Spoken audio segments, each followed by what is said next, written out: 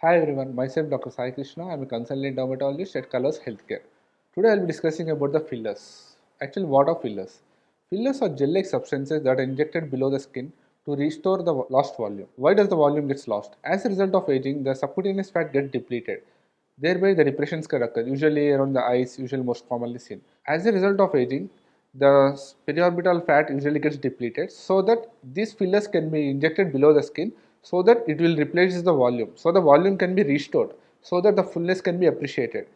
As well as whether due to some chronic immunodeficiency disorders, people will be losing their weight, especially the cheek pad fat will be lost. In that condition, we will be giving injecting so that the lost volume can be restored and they will be given better cosmetic and aesthetic appearance can be given.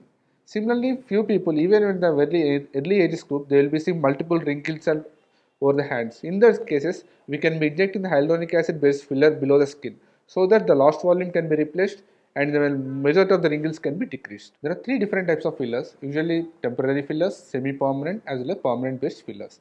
Temporary fillers, the most commonly we will be using hyaluronic acid based fillers.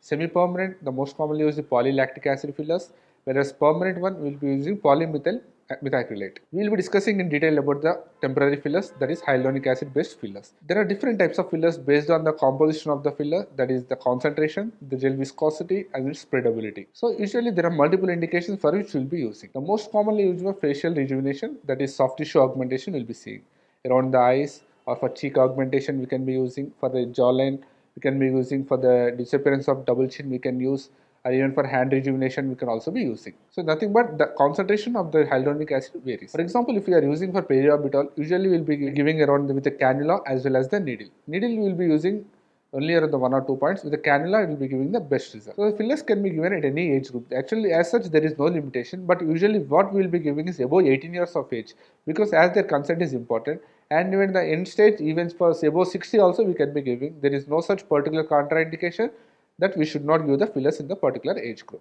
And I will be discussing who are not suitable for the fillers. First is patient with unrealistic expectations. Few people will expect a lot beyond the margin. So that result we can't get the patient. So with the realistic expectation, yes, definitely we can be giving. And few patients may have psychotic body dysmorphic disorders. Their face will be absolutely good and symmetric, but they feel that their body is dysmorphic. They are having some alteration. Their facial asymmetry is seen. So in such cases, we can't expect the patient to give. And other than if the patient is allergic or hypersensitivity to the particular compound, we should not be giving. And the patient is having any infection in the particular site of injection, we should not be given. And for pregnant and lactating, yes, it can be avoided, but as such, there is no absolute contraindication. But it is better to avoid in pregnant and lactating people. Actually, fillers are very safe to give when it is given by a board certified dermatologist or a plastic surgeon because the site of injection will be vary. Because while injecting a filler, the care has to be taken that it has not to be injected the blood vessels. Fillers are actually very safe, but it has to be given at a maintenance dosage. That is, for example, if you take fillers, depending upon the gel or concentration we use, it has to be repeated after around 1.5 to 2 years for maintenance dose. That will be very sufficient. You can maintain.